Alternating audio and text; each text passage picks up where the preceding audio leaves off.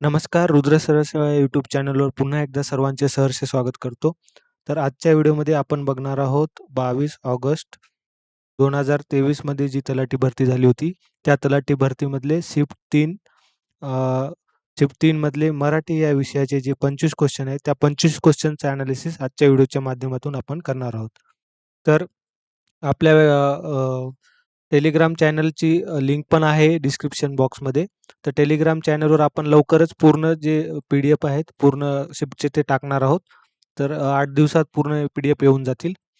त्यानंतर ज्यांनी कोणी जे आपल्या चॅनलवर प्लेलिस्ट तयार केलेली आहे, तर प्लेलिस्टला जाऊन पूर्ण शिफ्ट वाईज ॲनालिसिस टाकलेले आहेत, ते पण बघण्याचा प्रयत्न करा. चला तर मग सुरू करूया आजचा आपला पहिला प्रश्न. तर प्रश्न क्रमांक 1 आहे, हार्डवेअर या शब्दाचा विरुद्धार्थी शब्द असलेला अचूक पर्याय निवडा. त्याचे ऑप्शन्स आहेत: ऑप्शन नंबर 1 निर्दोष, ऑप्शन नंबर 2 वैमनस्य, ऑप्शन नंबर 3 सलोखा, ऑप्शन नंबर 4 समजूतदारपणा. तर याचं करेक्ट आन्सर आहे ऑप्शन नंबर 3 सलोखा. तर हार्डवेअर म्हणजे काय? तर हार्डवेअर म्हणजे काय? वैमनस्य म्हणू शकतो आपण, किंवा त्याला दुसऱ्या आपल्या भाषेत दुश्मनी पण म्हणू शकतो, किंवा वैर पण म्हणू शकतो आपण. तर वैर म्हणजे एकदम कट्टर वैर, की जे की एकदम अ, दुश्मनी आपण असं म्हणू शकतो. आणि इथं काय सांगितलंय प्रश्नामध्ये आपल्याला त्याचा विरुद्धार्थी शब्द ओळखायचा सांगितलाय. तर त्याचा विरुद्धार्थी शब्द आहे सलोखा. सलोखा म्हणजे काय? आपण त्याला म्हणू शकतो की मैत्री. तर त्याचा विरुद्धार्थी शब्द आहे ऑप्शन नंबर 3. त्यामुळे ऑप्शन नंबर 3 याचा करेक्ट आन्सर आहे. त्यानंतर पुढचा प्रश्न, प्रश्न क्रमांक 2, मूग मूग गिळणे या वाक्प्रचाराचा योग्य अर्थ कोणता आहे? त्याचे ऑप्शन्स आहेत: ऑप्शन नंबर 1 काहीही खाऊन पोट भरणे, ऑप्शन नंबर 2 मुगाचा स्वीकार करणे, ऑप्शन नंबर 3 मूग खाणे, ऑप्शन नंबर 4 काहीही उत्तर न देता मुकाट्याने स्वस्थ बसणे. तर याचे करेक्ट आन्सर आहे ऑप्शन नंबर 4 काहीही उत्तर न देता मुकाट्याने स्वस्थ बसणे. तर जनरली आपण जे आपले वडीलधारी मंडळी आहेत, ते आपल्याला काय करतात एखाद्या वेळेस आपल्याच्याने काही चूक झाली, तर आपण मुकाट्याने शांतपणे मान खाली घालून त्यांच्यासमोर उभं राहतो. तर आपले आई-वडील आपल्याला तेव्हा म्हणतात, की "मूग गिळून का गप्प बसलास?" म्हणजेच काय, की काही उत्तर न देता मुकाट्याने स्वस्थ बसणे असा त्याचा अर्थ होतो. त्यामुळे ऑप्शन नंबर 4 याचं करेक्ट आन्सर आहे. त्यानंतर पुढचा प्रश्न, प्रश्न क्रमांक 3, खाली दिलेल्या वाक्याचा प्रयोग ओळखा. वाक्य आहे संदीप निबंध लिहितो. त्याचे ऑप्शन्स आहेत: ऑप्शन नंबर 1 भावी प्रयोग, ऑप्शन नंबर 2 भाव कर्तरी प्रयोग, ऑप्शन नंबर 3 कर्मणी प्रयोग, ऑप्शन नंबर 4 कर्तरी प्रयोग. तर याचं करेक्ट आन्सर आहे ऑप्शन नंबर 4, हे कर्तरी प्रयोगाचं उदाहरण आहे. तर कर्तरी प्रयोग कसा ओळखायचा? कर्तरी प्रयोगाची वैशिष्ट्ये काय आहेत? तर कर्तरी प्रयोगामध्ये जे क्रियापद असतं ते कर्त्याच्या लिंग, वचन, पुरुष याप्रमाणे ते बदलतं. आणि जो कर्ता असतो तो कर्ता प्रथमेत असतो. म्हणजेच काय, की कर्त्याला प्रत्यय हे नसतात. आणि जर वाक्यात कर्म असेल तर कर्माला हे प्रत्यय असतात. आता लिहिणारा काय, इथं लिहिणारा कोण आहे? तर लिहिणारा आहे संदीप. म्हणजेच काय, हा वाक्याचा काय झाला? कर्ता झाला. आणि लिहिलेलं काय आहे? लिहिलेलं आहे निबंध. तर लिहिलेलं आहे निबंध हे वाक्याचं कर्म झालं. आणि क्रियापद काय आहे? हे झालं लिहितो, हे काय झालं? वाक्याचं क्रियापद. तर कर्तरी प्रयोगाच्या वैशिष्ट्यानुसार तर कर्ता कसा असतो? प्रथमेत असतो. तर संदीपला कुठले प्रत्यय लागलेले आहेत का इथे? तर नाही. त्यामुळे हे झालं कर्तरी प्रयोगाचं उदाहरण. त्यामुळे ऑप्शन नंबर 4 याचं करेक्ट आन्सर आहे. त्यानंतर पुढचा प्रश्न, प्रश्न क्रमांक 4, कन्या या शब्दाचा समानार्थी शब्द ओळखा. त्याचे ऑप्शन्स आहेत: ऑप्शन नंबर 1 स्त्री, ऑप्शन नंबर 2 भार्या, ऑप्शन नंबर 3 अर्धांगिनी, ऑप्शन नंबर 4 तनुजा. तर याचं करेक्ट आन्सर आहे ऑप्शन नंबर 4 तनुजा. म्हणजेच काय, तर कन्या, कन्या म्हणजेच काय? मुलगी. तर समानार्थी शब्द ओळखायचा कन्या या शब्दाचा. तर त्याचं करेक्ट आन्सर आहे ऑप्शन नंबर 4. तर कन्या या शब्दाचे काही दुसरे समानार्थी शब्द इथे दिलेले आहेत. मुलगी, युवती, बाला, सुकन्या, दुहिता आणि कुमारिका हे पण कन्या या शब्दाचे समानार्थी शब्द आहेत. त्यानंतर पुढचा प्रश्न, प्रश्न क्रमांक 5, व्यक्ती आणि वल्ली या पुस्तकाचे लेखक कोण आहेत? त्याचे ऑप्शन्स आहेत: option number 1 Acharya Atre, option number 2 पु ल Deshpande, option number 3 Vapu Kale, option number 4 ची व्ही जोशी. तर याचं करेक्ट आन्सर आहे ऑप्शन नंबर 2 पु ल देशपांडे यांचं व्यक्ती आणि वल्ली हे पुस्तक आहे. तर पु ल देशपांडे यांची बाकीची जे परीक्षेच्या दृष्टिकोनातून अत्यंत महत्त्वाची पुस्तके आहेत, किंवा त्यांचं जे साहित्य आहे ते इथं दिलेलं आहे. तर पु ल देशपांडे यांचं अघळ-पघळ, कान्होजी आंग्रे, अपूर्वाई, काय वाटेल ते होईल, असामी असामी, बटाट्याची चाळ, आपुलकी, व्यक्ती आणि वल्ली, उरलं सुरलं, गोळा बेरीज, 1-0 मी आणि गाठोडं. ही पण अत्यंत महत्त्वाची पुस्तके आहेत. तर यापैकी बटाट्याची चाळ, व्यक्ती आणि वल्ली, असामी असामी आणि अपूर्वाई हे अत्यंत महत्त्वाचे आहेत. त्यानंतर पुढचा प्रश्न आहे प्रश्न क्रमांक 6. कठीण समय येता कोण कामास येतो या वाक्याचा प्रकार ओळखा.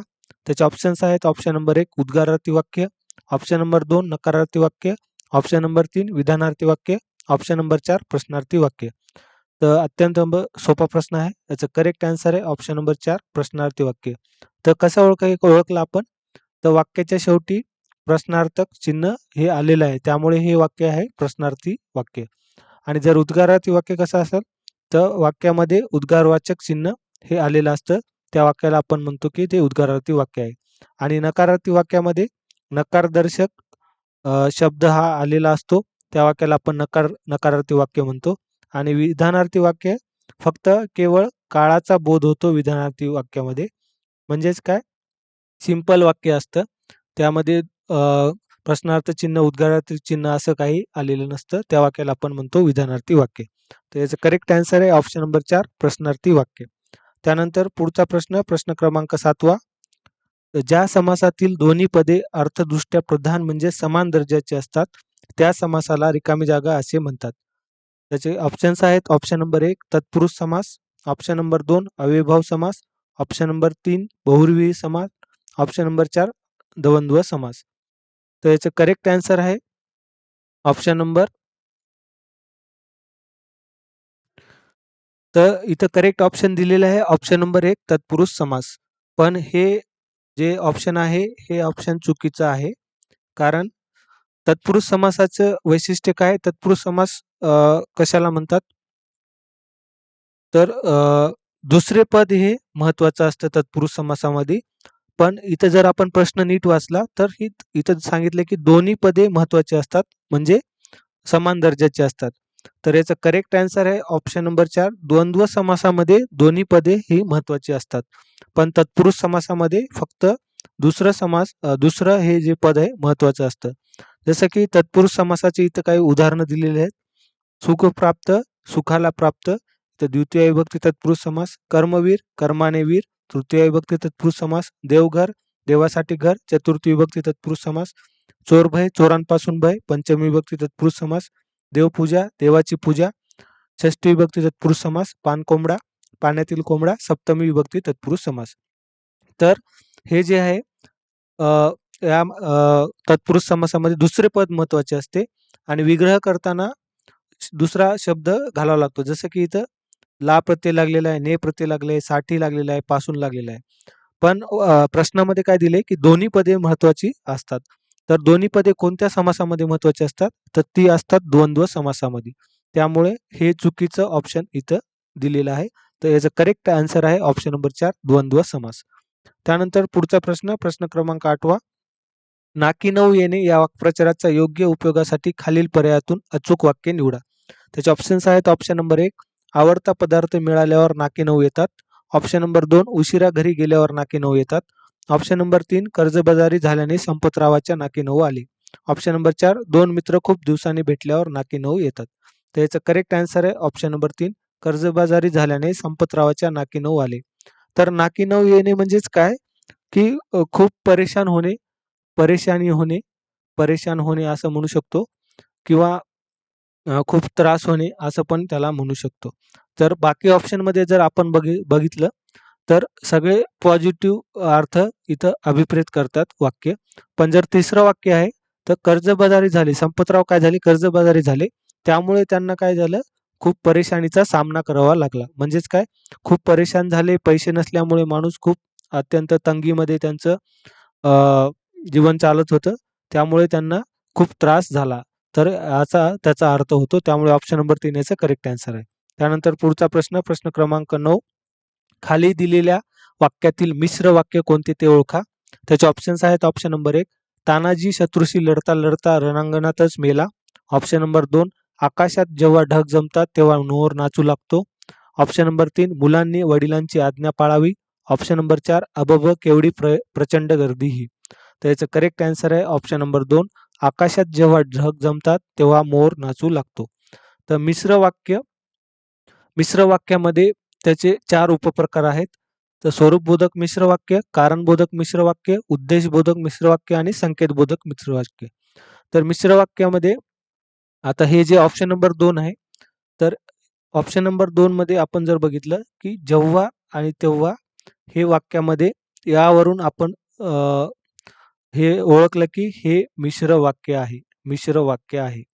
तर हे कुठलं मिश्र वाक्य आहे? तर संकेतबोधक मिश्र वाक्य आहे. संकेतबोधक मिश्र वाक्य आहे. म्हणजे काय? की आकाशात जेव्हा केव्हा ढग जमतात तेव्हाच मोर नाचू लागतो, असा त्याचा अर्थ होतो. तर मिश्र वाक्यामध्ये असं हे ओळखलं जातं. तर स्वरूपबोधकमध्ये म्हणून, की, जे यांनी 2 वाक्य ही जोडलेली असतात. कारणबोधकमध्ये कारण, कारण, की या उभयान्वयी अवयवांनी 2 वाक्य जोडलेली असतात आणि उद्देशबोधकमध्ये म्हणून, यास्तव, तस्मातनी 2 वाक्य जोडलेली असतात आणि संकेतबोधकमध्ये जर, तर, जरी, तरी, जेव्हा, तेव्हा यांनी 2 वाक्य ही जोडलेली असतात. त्यामुळे ऑप्शन नंबर 2 याचं करेक्ट आन्सर आहे. त्यानंतर पुढचा प्रश्न क्रमांक 10वा. उथळ या शब्दाचा विरुद्धार्थी शब्द ओळखा. त्याचे ऑप्शन्स आहेत ऑप्शन नंबर 1 खाली, ऑप्शन नंबर 2 अवखळ, ऑप्शन नंबर 3 खोल, ऑप्शन नंबर 4 वर. तर याचं करेक्ट आन्सर आहे ऑप्शन नंबर 3 खोल. तर उथळचा काय करायचं आहे आपल्याला? विरुद्धार्थी शब्द ओळखायचा आहे. तर त्याचं ऑप्शन आहे करेक्ट आन्सर आहे ऑप्शन नंबर 3 खोल. तर उथळ म्हणजे काय? एकदम सपाट जमिनीवर असल्यासारखा आणि त्याचा विरुद्धार्थी शब्द आहे खोल. त्यानंतर पुढचा प्रश्न आहे प्रश्न क्रमांक 11वा. आधी जन्मलेला या शब्दसमूहाचा योग्य अर्थ पर्यायामधून निवडा. त्याचे ऑप्शन्स आहेत option number 1 Anuj, option number 2 अग्रज, ऑप्शन नंबर 3 अजन्म, ऑप्शन नंबर 4 अजात. तर याचं करेक्ट आन्सर आहे ऑप्शन नंबर 2 अग्रज. तर आधी जन्मलेला म्हणजेच काय? त्याला म्हणू शकतो आपण मोठा भाऊ, असं पण त्याला आपण म्हणू शकतो. त्याला म्हणतो आपण अग्रज. मग अनुज या शब्दाचा अर्थ काय? तर अनुज या शब्दाचा अर्थ आहे धाकटा भाऊ. धाकटा भाऊ म्हणजेच काय? जो नंतर जन्मलेला आहे, छोटा भाऊ, असं पण त्याला आपण म्हणतो. आणि अजन्म या शब्दाचा अर्थ काय आहे? तर जिवंत असेपर्यंत. जिवंत असेपर्यंत असं म्हणू शकतो त्याला अजन्म या शब्दाचा अर्थ. आणि अजात या शब्दाचा अर्थ आहे जो जन्माला आला नाही. जो जन्माला आला नाही, असा त्याला आपण अजात म्हणतो. तर अजातचा आपण अजात शत्रू असं पण म्हणू शकतो. म्हणजेच काय? की ज्याचा शत्रू जन्मला नाही, म्हणजेच काय? अजात शत्रू म्हणजे ज्याला कोणी शत्रूच नाही, असा तो व्यक्ती, त्याला आपण अजात शत्रू असं म्हणू शकतो अजात या शब्दावरून. त्यामुळे याचं करेक्ट आन्सर आहे ऑप्शन नंबर 2. त्यानंतर पुढचा प्रश्न क्रमांक 12वा. घरादारास व देशात पारखा झालेला या शब्दसमूहासाठी योग्य समूहदर्शक शब्द ओळखा. त्याचे ऑप्शन्स आहेत ऑप्शन नंबर 1 दरवेशी, ऑप्शन नंबर 2 हुतात्मा, ऑप्शन नंबर 3 निर्वासित, ऑप्शन नंबर 4 निराधार. तर याचं करेक्ट आन्सर आहे ऑप्शन नंबर 3 निर्वासित. की जो घरादारास व देशास पारखा झालेला त्याला आपण म्हणू शकतो निर्वासित. म्हणजे ज्याचा घरदार असं काही नाही, तो असा व्यक्ती, त्याला आपण निर्वासित म्हणतो. आणि हुतात्मा कोणाला म्हणतो?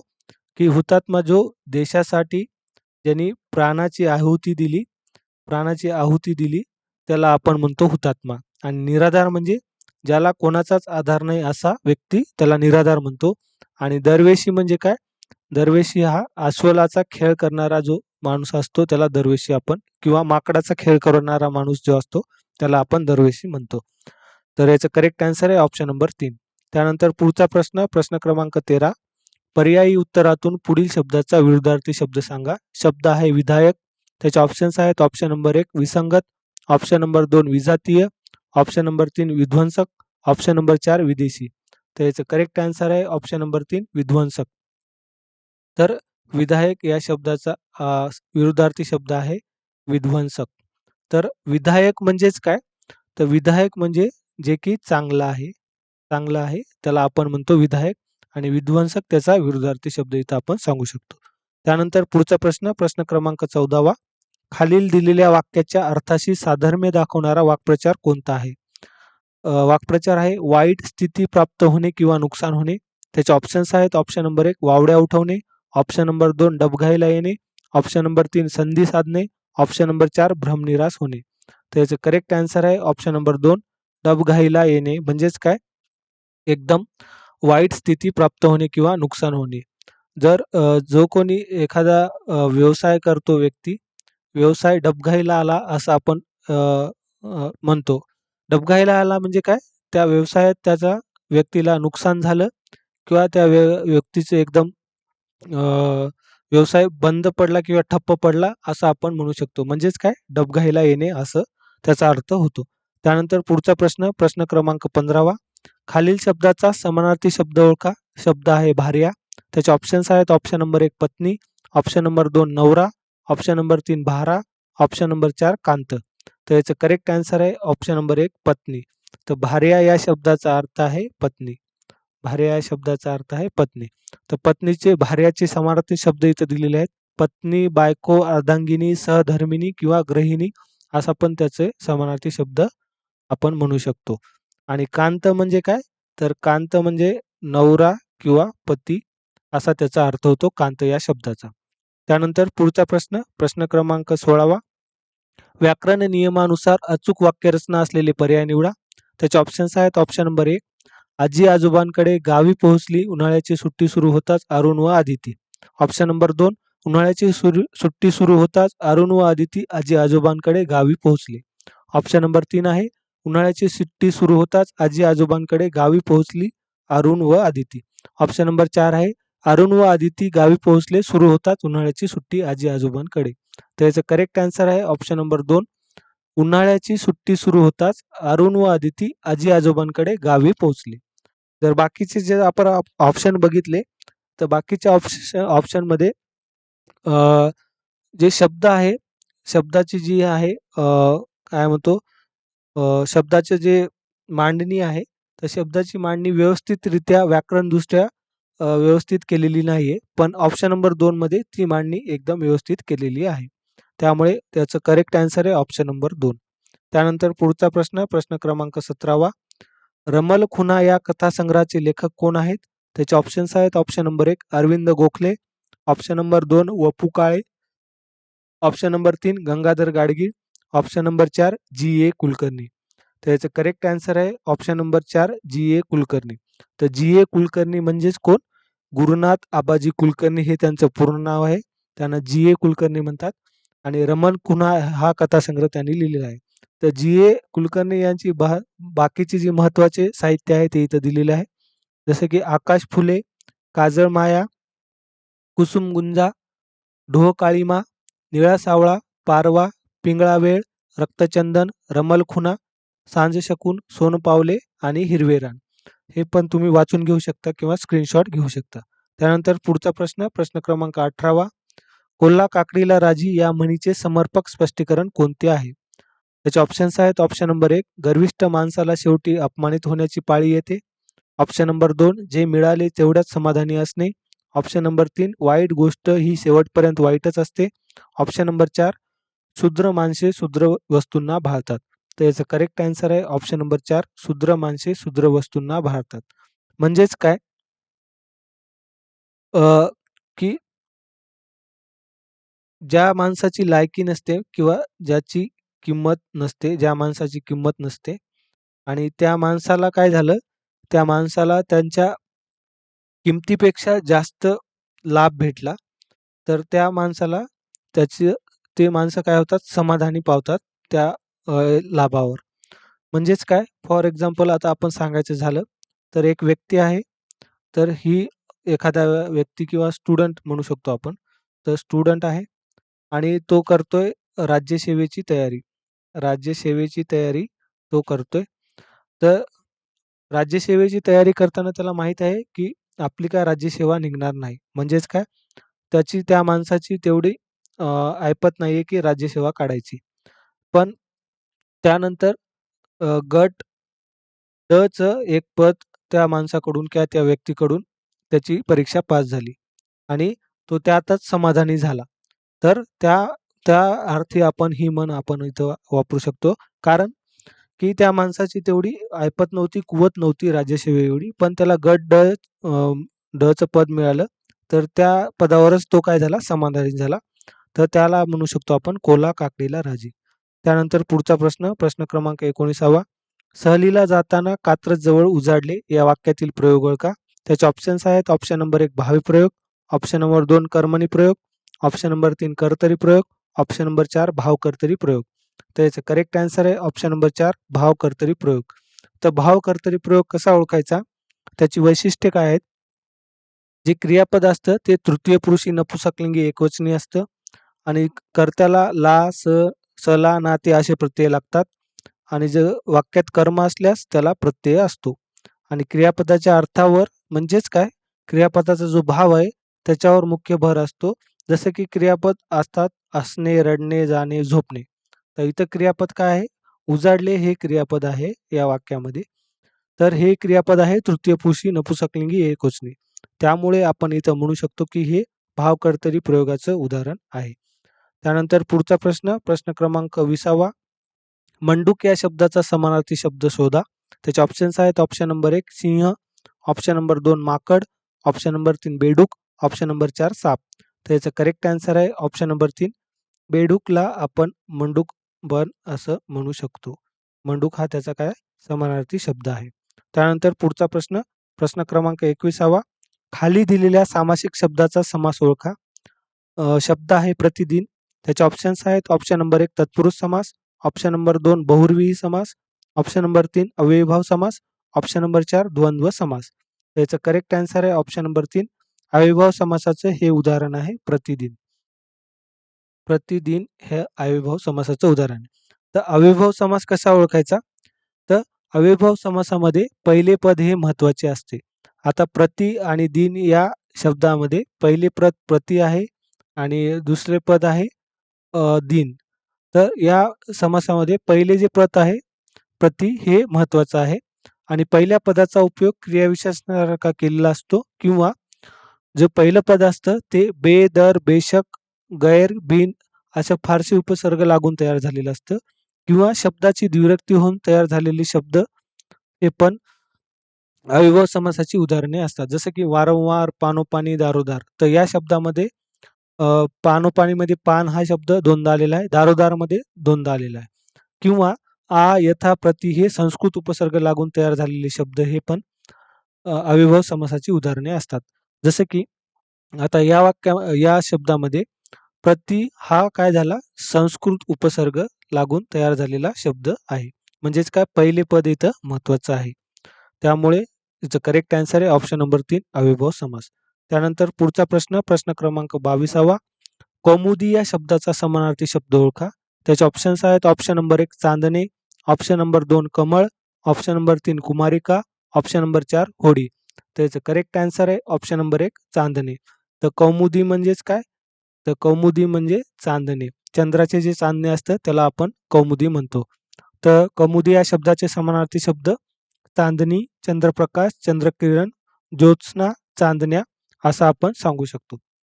त्यानंतर पुढचा प्रश्न, प्रश्न क्रमांक 23वा. गणेशरावांना हॉटेलच्या व्यवसायात नुकसान सोसावे लागले. अधोरेखित शब्दसमूहासाठी खालीलपैकी योग्य वाक्प्रचार निवडा. तर याचं करेक्ट आन्सर आहे ऑप्शन नंबर 1 अंगावर शेकणे म्हणजेच काय? अंगावर शेकणे म्हणजे नुकसान सोसावे लागणे असा या शब्दाचा अर्थ होतो अंगावर शेकणे या शब्दाचा. म्हणजेच काय? गणेशरावांना हॉटेल व्यवसायात काय झालं? नुकसान सोसावे लागले. म्हणजेच काय? त्यांच्या अंगावर शेकले. म्हणजे गणेशरावांच्या अंगावर शेकले असं आपण म्हणू शकतो. त्यामुळे ऑप्शन नंबर 1 याचं करेक्ट आन्सर आहे. त्यानंतर पुढचा प्रश्न, प्रश्न क्रमांक 24वा. महादेव पाटलाच्या घराची भिंत पडून मोठे नुकसान झाले, पण त्याच वेळी त्यांच्या मुलाला नोकरीचा हुकूम आला. या प्रसंगाला अनुसरून खालीलपैकी योग्य म्हण कोणते आहे? त्याचे ऑप्शन्स आहेत. ऑप्शन नंबर 1 आकाश ठेंगणे वाटणे, ऑप्शन नंबर 2 डोंगर पोखरून उंदीर काढणे, ऑप्शन नंबर 3 आनंद गगनात न मावणे, ऑप्शन नंबर 4 आजा मेला नातू झाला. तर याचं करेक्ट आन्सर आहे ऑप्शन नंबर 4 आजा मेला नातू झाला. म्हणजेच काय?